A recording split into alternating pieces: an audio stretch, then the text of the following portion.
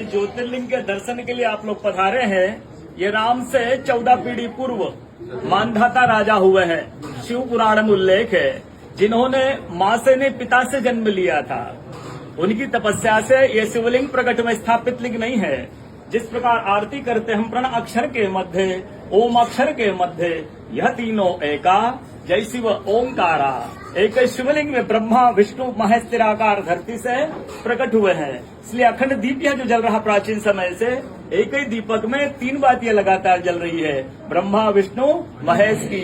इस पहाड़ी के ऊपर 7 किलोमीटर का परिक्रमा मार्ग है, वो भी ओम आकृति में है। जो पर्वत पे हम प्रभु के दर्शनों के लिए खड़े हैं, ये पर्वत स्वयं शिवलिंग की आकृति में है। चारों तरफ नर्मदा मैया जलेहरी बनकर बह रही है। पूरे 12 ज्योतिर्लिंग में शयन आरती होती है, लेकिन बाबा का विश्राम ओंकारेश्वर ज्योतिर्लिंग में है, तो उनके शयन के लिए झूला पल्ला चौपड़ पासे बिछाए जाते हैं। बाबा यहाँ विश्राम करके 3 बजे रात उठकर महाकालेश्वर जाएंगे, वहाँ स्नान करेंगे। इसलिए वहाँ का भस्म आरती प्रसिद्ध है, यहाँ का शयन आरती प्रसिद्ध है। शिव पुराण में भी कथा आती है, महिलाएं 16 सोमवार व्रत करती है, उसमें भी कथा आती है। क्या कथा आती है?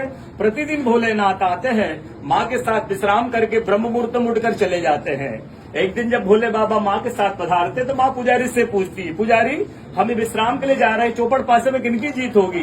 पुजारी बोलते कि आज भोले बाबा जीतेंगे। ऐसा बोलकर पुजारी घर चले जाते हैं। भोले बाबा माँ विश्राम के लिए चले जाते हैं। सुबह ब्रह्म मुहूर्त में जैसे ही भोले बाबा माँ बाहर निकलते हैं तो माँ पुजारी से पूछती, पुजारी कल मैंने आपसे पूछा था, हमें विश्राम के लिए जा रहे हैं, चौपड़ पासे में किनकी जीत होगी? आपने कहा भोले बाबा जीतेंगे। भोले बाबा नहीं, मैं जीती हूँ। माँ ऐसा बोल करके उनको श्राप देके चली जाती है। उनके तुरंत पश्चात अप्सराएं शिवलिंग पे जल चढ़ाने आती तो अप्सराएं पुजारी से पूछती, पुजारी अस्वस्थ क्यों हो गए? आप तो ठीक थे। फिर पुजारी बताते हैं, प्रतिदिन भोले बाबा माँ के साथ विश्राम करके चले जाते थे। कल भोले बाबा माँ के साथ पधारे, माँ ने मुझसे पूछ लिया, पुजारी हमें विश्राम के लिए जाएंगे, चौपड़ पासे में किनकी जीत होगी? मैंने कहा भोले बाबा जीतेंगे। भोले बाबा ने माँ जीत गई, माँ मुझे श्राप देके चली गई। अप्सराएं बोलती चिंता न करो, हम अंदर जाकर शिवलिंग की पूजा करके आते, फिर इसका उपाय बताएंगे।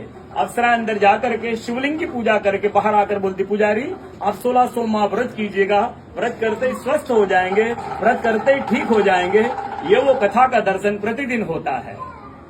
पूरे 12 ज्योतिर्लिंग 12 ज्योतिर्लिंग में ओंकारेश्वर ऐसा ज्योतिर्लिंग है जिसके दर्शन के पश्चात कोई महानदी का दर्शन होता है, जिसके तट को छूकर कोई महानदी बह रही है। आप काशी जाएंगे, गंगा जी दूर है।